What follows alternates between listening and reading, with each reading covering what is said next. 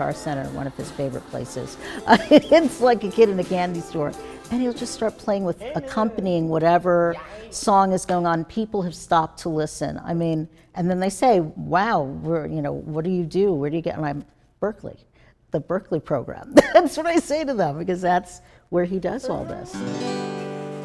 Music education is one of the most transformative departments at our institution. When we merged with the Boston Conservatory, one of the jewels in the crown was the formation of the Institute for Accessible Arts Education. That merger made it possible for us to create the Institute and for us to expand the art forms that we work in, so not just music, and the disability populations that we work with, not just autism. And that has continued to grow. In our program, we celebrate what makes people different and encourage these young artists to be themselves. I love classic rock and modern rock. Bands like Pink Floyd, Led Zeppelin, and AC/DC, and Black Sabbath, Motorhead. Zach is one of the students who I've worked with closely and very directly as a mentor. Developing his musicianship, I give him some degree of career counseling and some advice for the professional world. We get to see those very, very first interactions with music. We get to discover these 3-year-olds that have perfect pitch, who memorize a song the first time they hear it. We get to see these little sparks, and we get to take it as far as they will go.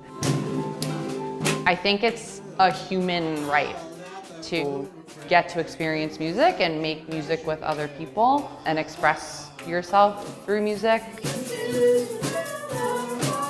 I'm the proud mother of Ashton. He was nonverbal until he was about 7. Then he starts singing along, and I'm, whoa. And he is fully verbal right now. You were the shadow to my life. He's very snarky, he's got this little personality, and he loves his teachers at Berklee. Ashton's the best. Like, he's such a funny kid. These kids are so full of life and full of personality. They spend so much of their time in a society that tries to stifle who they are, and then they're in a musical setting where they can really thrive and be themselves and be creative, and it's like you just watch them blossom. One of the special things about our program is that it is linked to a master's degree in music education with an autism concentration. It's the only program like it in the country. Students know when the teacher doesn't believe in them, oh yes. And they also know when the teacher does. Arts educators receive almost no training and very little support in how to teach anybody who's not a typical, whatever that is, learner. Whatever the change is, preview with them. But there's other ways to teach that include everybody, and that's what we're learning about in my courses. Studying music ed and autism and getting to also teach hands-on, the two really inform one another. We're all sharing experiences that we've had and influencing each other in ways that we never would have been able to had this program not existed. Welcome to the final performance. I learn so much from my students every day about what is communication, what is music making, what is good music, what's a musical experience.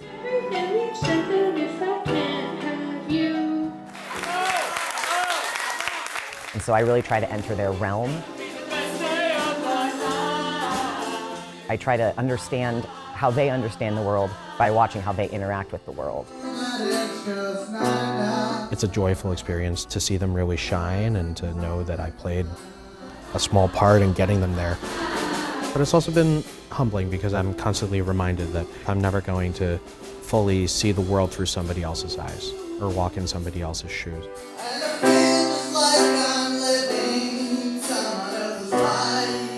When you have all the labels that he has, there's this expectation everywhere that he's pretty limited, and it's actually quite the opposite.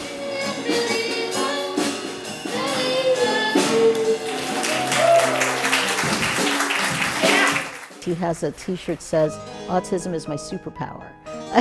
Really, it's a superpower that helps all of us to be more and to stretch more and understand more and be more flexible. I am really having a great time here at Berklee. And thanks so much for your time.